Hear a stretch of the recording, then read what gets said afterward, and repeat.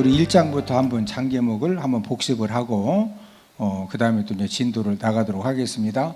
자, 이게 지금 노마서 그림인데, 노마서 그림 첫 번째로 이제 십자가를 그렸는데, 이 십자가는 지금 무엇을 지금 이 노마서가 주제로 하기 때문에 십자가를 그렸다?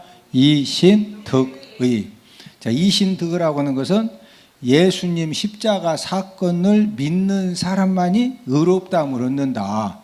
어떤 사람만이 의롭다함을 얻는다?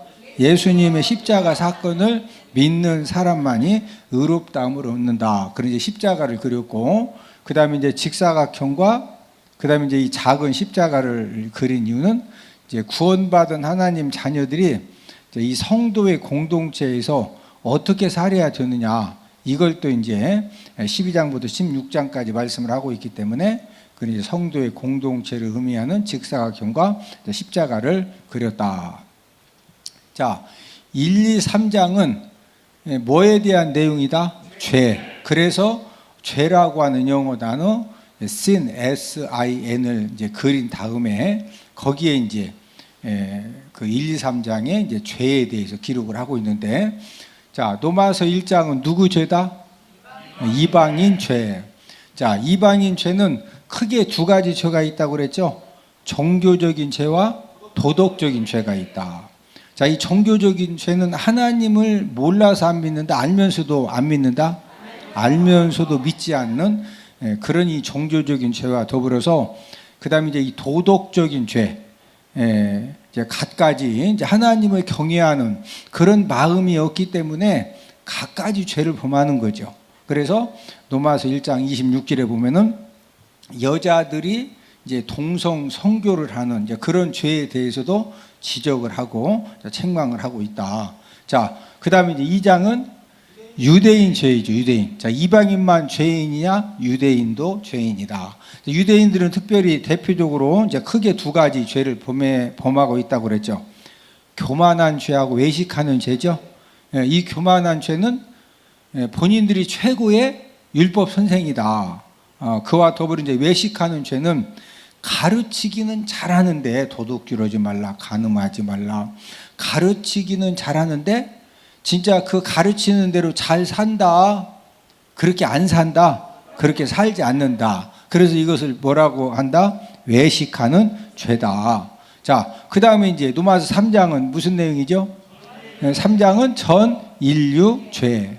이제 이방인이건 유대인이건 전부 다 죄 아래에 있다. 의인은 없나니 한 명도 없다.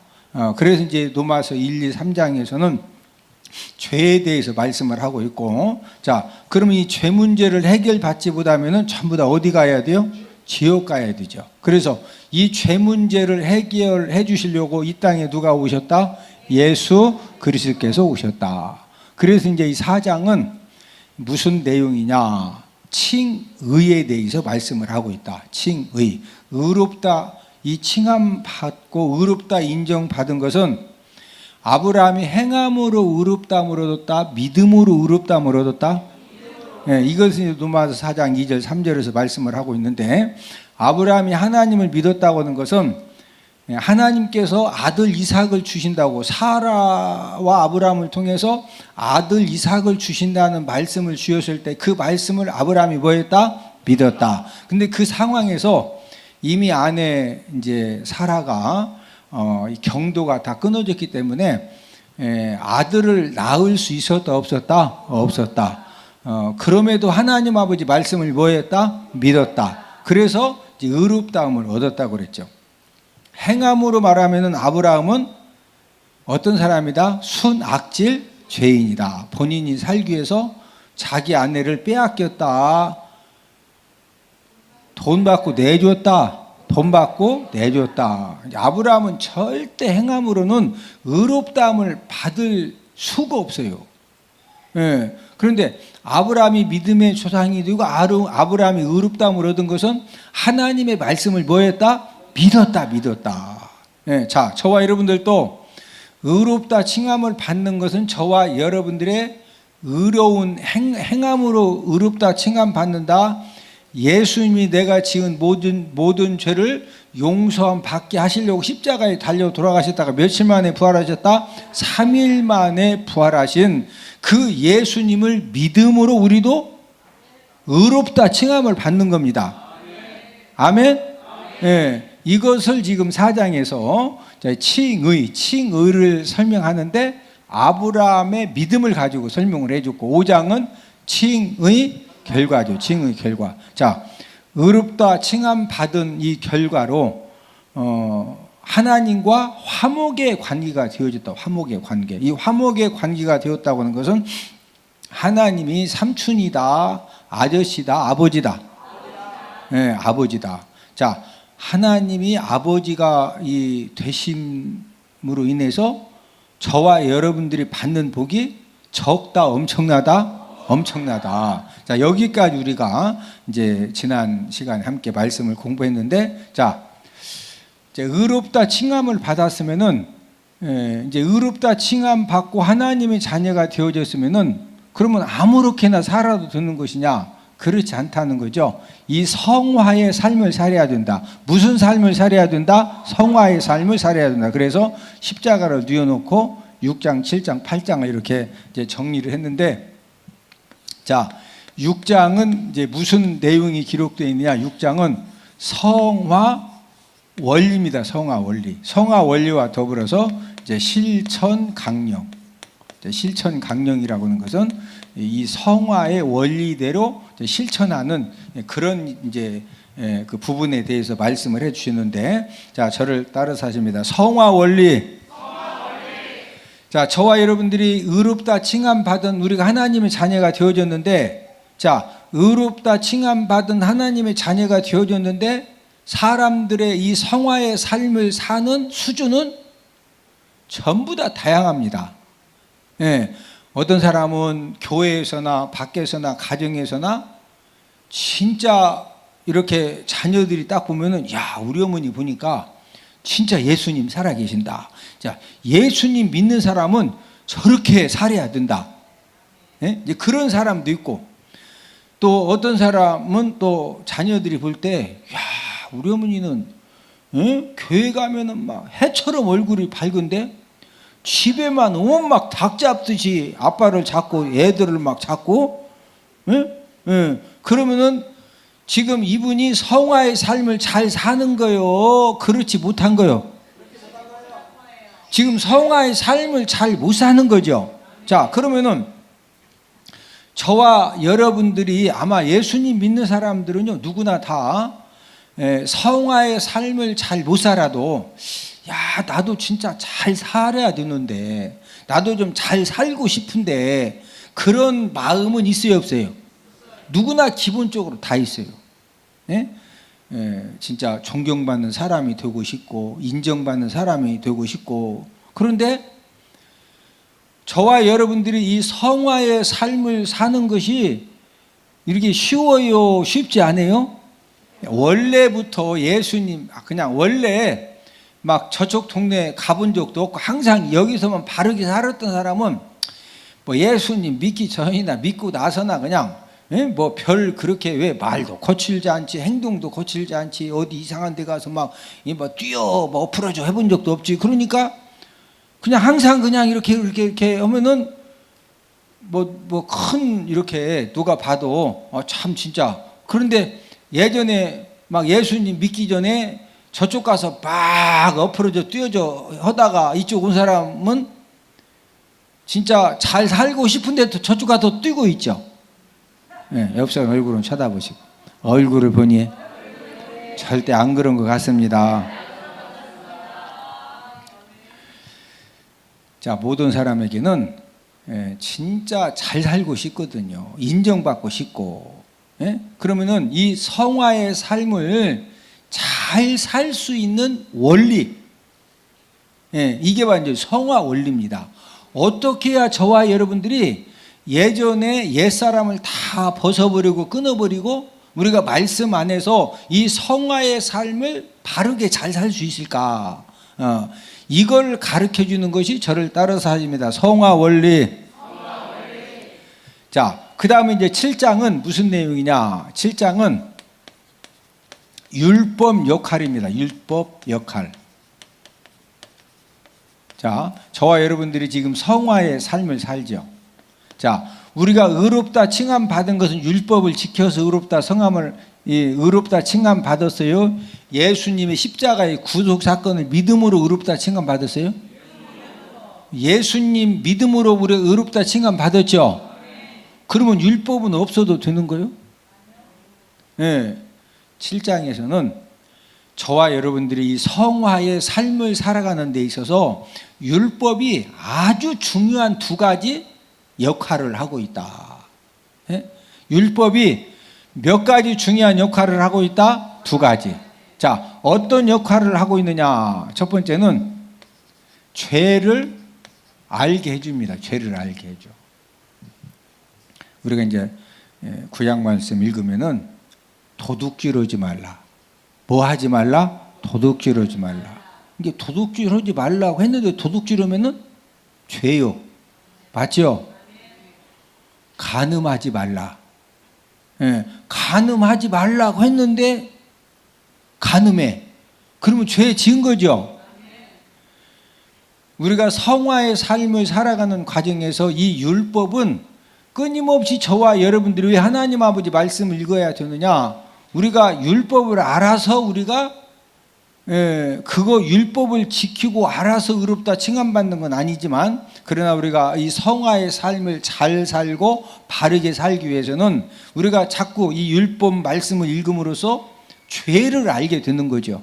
뭐 알게 된다? 죄를. 자, 그 다음에 이제 두 번째는 이 율법이 무슨 역할을 하느냐?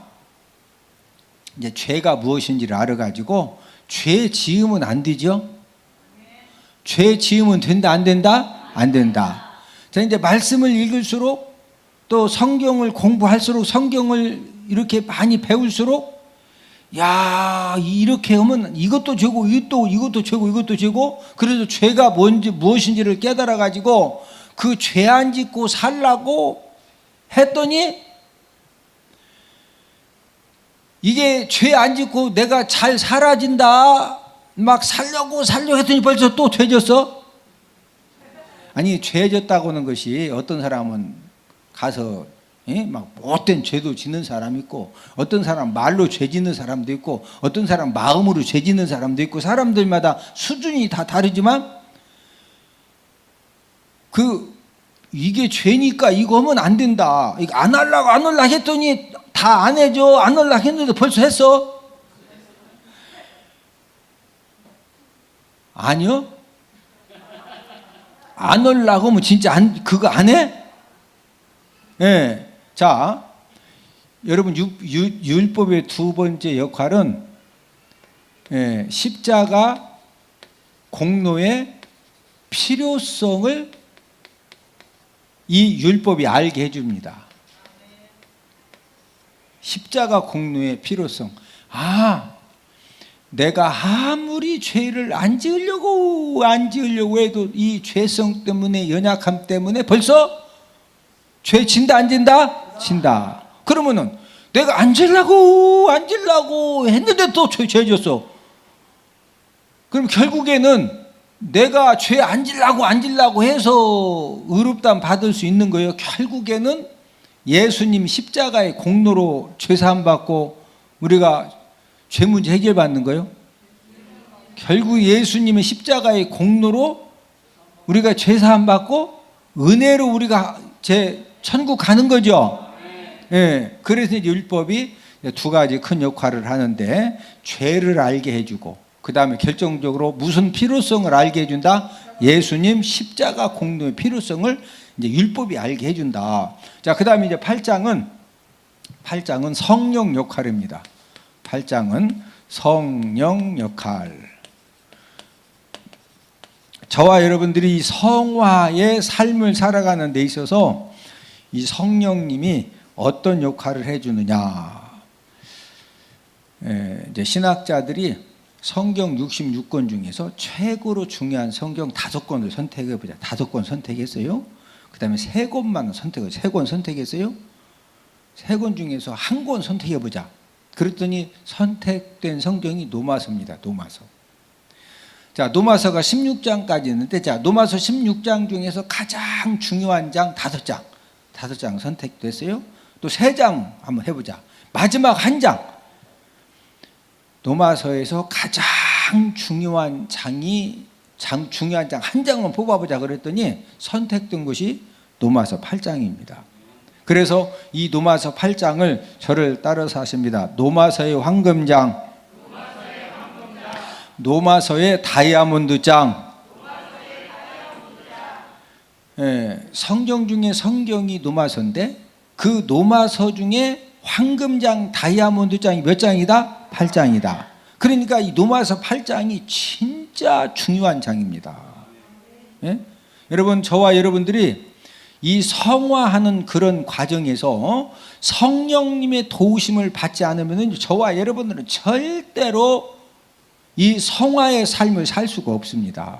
근데 이런 부분들을 노마서 8장에서 이제 우리에게 잘 말씀을 해 주셨는데, 왜 우리가 이제 이 성화의 삶을 우리가 잘 살아야 되느냐? 구원받은 하나님의 자녀로서 이 땅에 사는 동안에 하나님의 약속된 축복을 어떤 사람은 풍성하게 받아 누릴 뿐만 아니라 그 받은 축복을 다른 사람들에게 넘치도록 이렇게 나누면서 사는 사람이 있어요. 자, 이 땅에 사는 동안의 축복, 또 천국에 가서 하나님 아버지 받는 상급이 다른데, 천국 가서 받는 상급도 저와 여러분들이 의롭다 칭함 받은 하나님의 자녀들이 이 땅에 사는 동안에 성화의 삶을 얼마나 바르게 잘 살았느냐, 그거에 따라서 이 땅에서 사는 동안에 받는 축복도 결정이 되어지고, 천국 가서 뭐 받는 것도 결정된다. 상급 받는 것도 결정이 되어진다. 자, 이제 6장, 7장, 8장은 성화에 대한 내용이고, 그 다음에 이제 9장, 10장, 11장은 무슨 내용이냐? 이스라엘 백성들 어떻게 되는 거냐? 이게 사도 바울은 이스라엘 사람이죠. 유대인이죠. 그럼 이제 열심히 복음을 전하다 보니까 자기 동족들은 십자가, 예수님의 십자가 복음 전하는 사람들을 돌로 때려 죽이고 막 쫓아와서 핍박하고 박해하고, 그러면은 내 동족들은 어떻게 되는 거냐? 이것 때문에 사도 바울이 너무너무 기도도 많이 하고 고민도 많이 하고, 하나님, 우리 동족들, 우리 일가 친척들 전부 다 어떻게 되는 겁니까? 이제 이런 부분에 대해서 몸부림을 치는 가운데 성령 하나님이 사도 바울의 동족인 이제 이스라엘 백성들에 대해서 이제 말씀을 주셨는데, 먼저 이제 9장에서는 장 제목이 선택받음입니다. 선택받음. 자, 사도 바울이 성경을 쓸 당시 기준으로 해서 과거에 이스라엘 백성들은 선택을 받았어요. 하나님의 이 선민으로 이스라엘 백성들이 뭐 했다? 선택받았어. 자, 이스라엘 백성들이 선택받았는데 특별히 누구 자녀들이 선택받았다? 아브람. 자, 그런데 이 아브라함에게는 아들이 몇 명이 있느냐? 아들이 8명이 있어요. 아브라함에게 아들이 몇 명이다? 8명. 자, 하갈을 통해서 큰아들 누가 태어났죠? 이스마엘이 태어났어요. 이스마엘. 자, 그 다음에 사라를 통해서 두 번째 아들 누가 태어났죠? 이삭. 자, 사라가 죽은 다음에 아브라함이 또 이제 아내를 얻었는데, 이 구두라라고 하는 아내를 얻어가지고 아들을 몇 명을 낳느냐? 6명을 낳았어요. 6명. 그래서 아브라함의 아들이 총 몇 명이다? 8명이 8명. 자, 그런데 이 8명 중에서, 자, 이 선택을 받았다고 하는 것은 이 8명이 후손들이 다 선택받은 것이 아니라 아브라함과 사라를 통해서 태어난 이삭의 후손들이 선택받은 거예요. 이해되시면 아멘?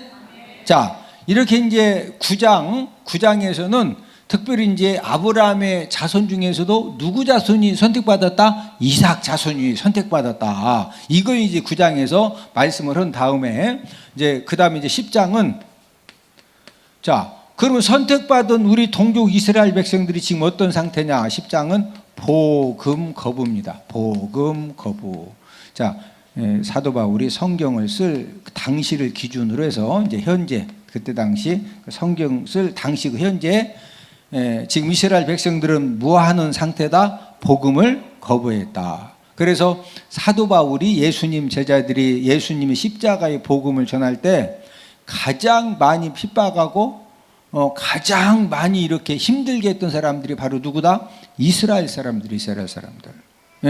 자, 그러면은 복음을 거부했기 때문에 전부 다 어디 가는 거요? 지옥 가는 겁니다. 어디 간다? 지옥 간다. 자, 예수님이 오시기 전에는 이제 번제, 속죄제, 또 하나님 아버지 말씀을 지켜서 이제 구원을 이제 하나님의 기준에 이제 구원을 주셨지만은 예수님이 이 땅에 오신 이후로는요, 오직 누구를 믿어야만 죄 사함 받고 구원받아 천국 가는 거요? 예수님 믿어야. 자, 그러면 이제 사도 바울 당시에 이스라엘 백성들이 전부 다 이제 복음을 거부한 이제 그런 부분에 대해서 이제 기록을 하고 있는데, 그 다음에 이제 11장입니다. 11장. 자, 11장은 무슨 내용이냐? 회복 예언입니다. 회복 예언.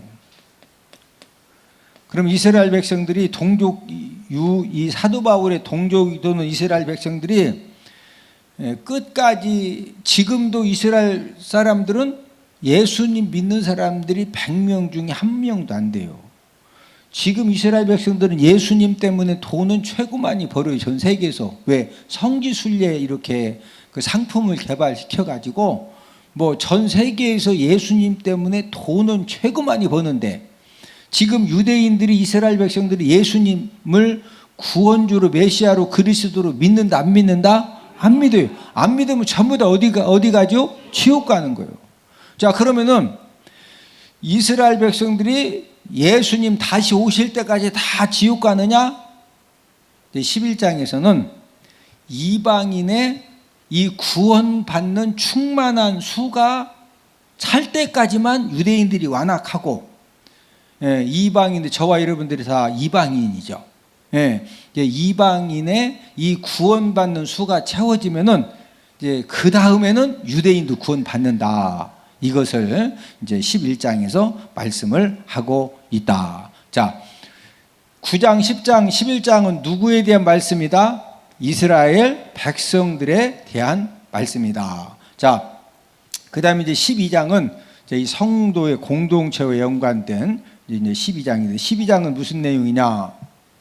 12장은 성도 의무 일입니다. 성도 의무 일.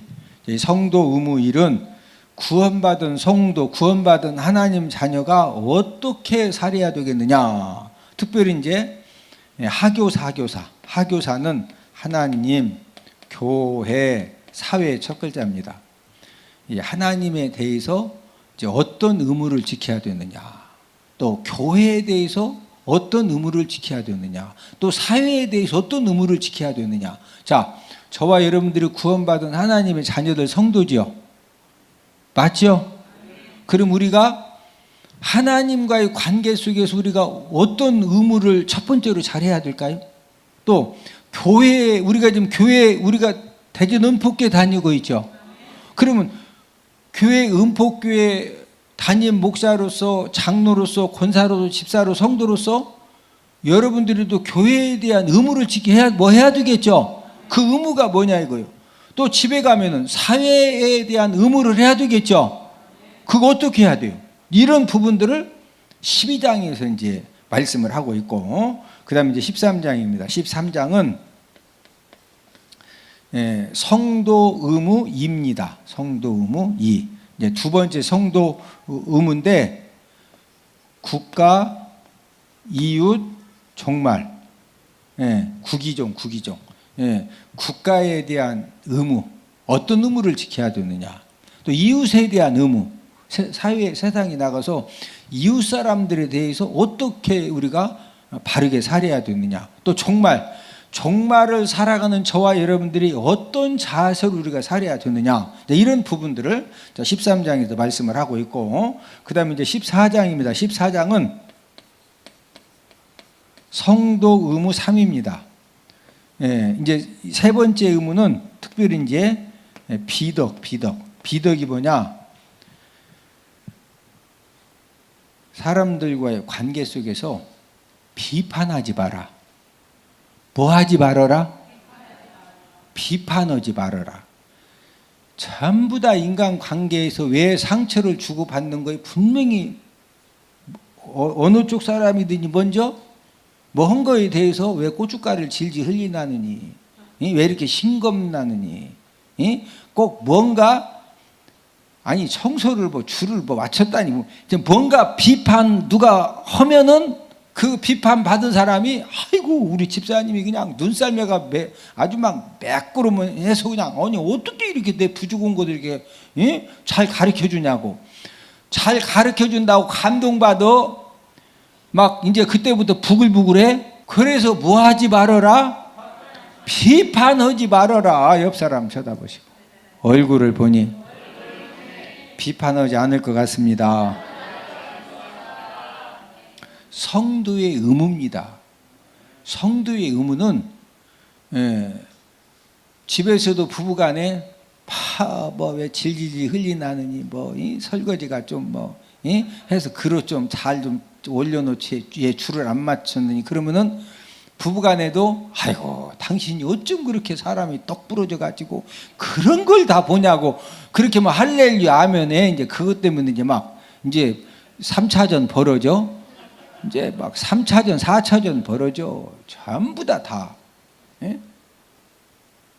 그러니까 하여튼 교회 와서는 절대 비판하면 된다 안 된다? 절대 비판하지.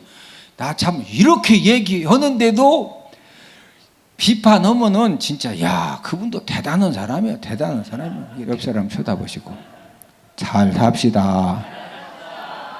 어떻게 살자? 잘 사는 게 뭐예요? 서로 뭐 하지 마라? 비판하지 마라. 이거 비판하지 마. 좀 교회 와서 좀 제발 그러지 마. 내가 다 얘기해 준다니까. 아니 제가 뭐 얘기를 똑바로 안 해줘. 제 눈을 봐. 내가 뭐 제가 지금 흐리멍이요?